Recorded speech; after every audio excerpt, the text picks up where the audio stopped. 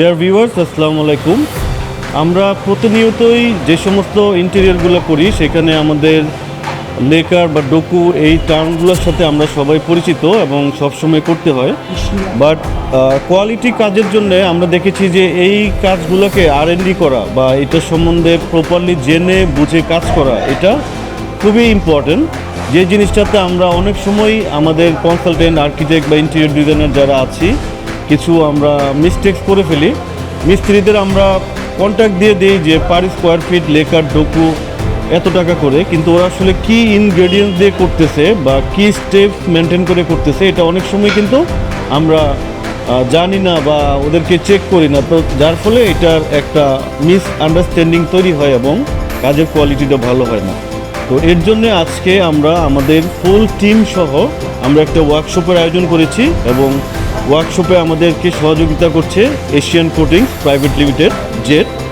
তো আমরা আজকে ওনাদের কাছ থেকে একদম পুরো কাজের প্রসেস সম্বন্ধে জানবো, কী কী ইনগ্রেডিয়েন্টস দিয়ে লেকার বা ডোকু করতে হয় সেটা আমরা দেখব এবং আমাদের যারা সাইট সুপারভিশন করে তাদেরকেও আমরা এই বিষয়ে পূর্ণাঙ্গ একটা নলেজ দেবো আর কি।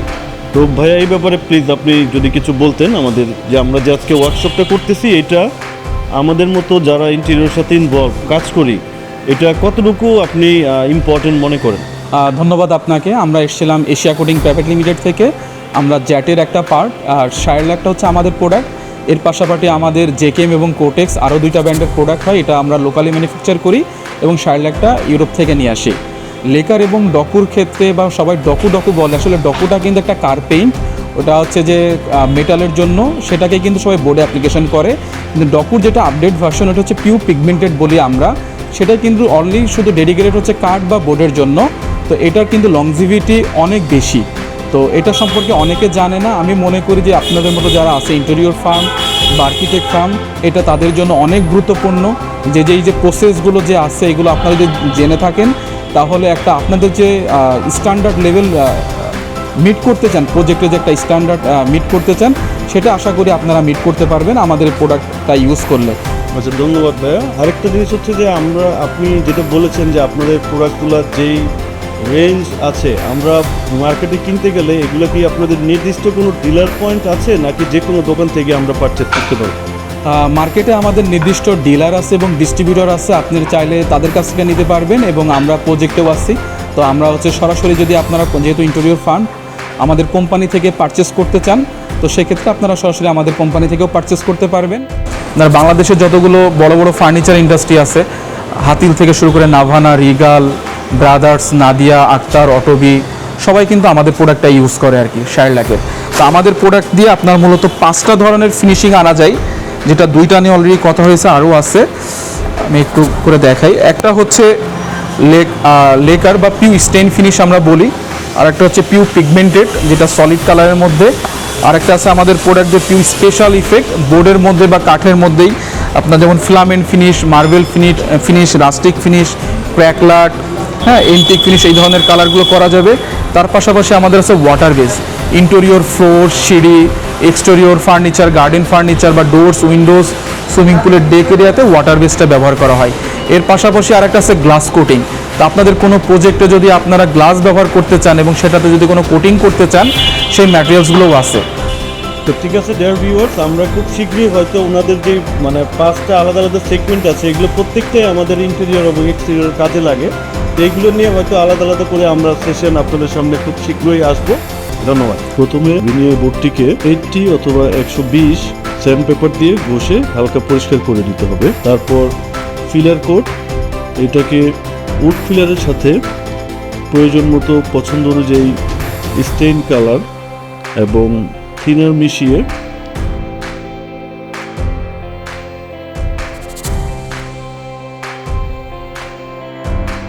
এখন যে বোর্ডটি দেখছি সেটা আমাদের ওক ভিনিয়ার বোর্ড। এখানে লেকার আমরা করব, তাই লেকার করার জন্য আমরা স্টেইন সিলার ইউজ করতেছি। আমরা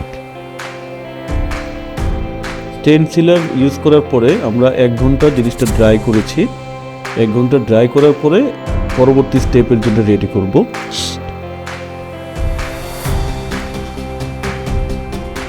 1 ঘন্টা ড্রাই করার পরে ফার্স্ট বেস কোট মারতে হবে। আর বেস কোটটা হচ্ছে সিলারের সঙ্গে 50% হার্ডনার ও 50% থিনার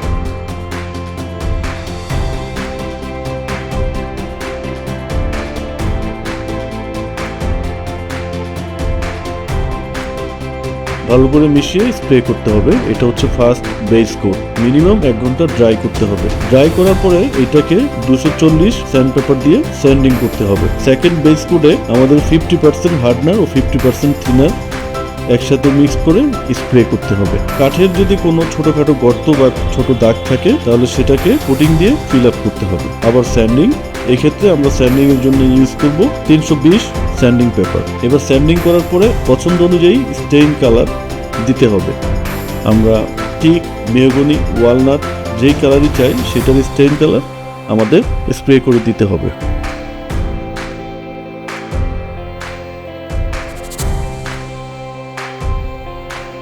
স্টেইন কালার পর তারপর ফাইনাল আমাদের টপ কোট। এই টপ কোট আমাদের দেওয়ার পরে আমাদের লেকার শেষ হবে।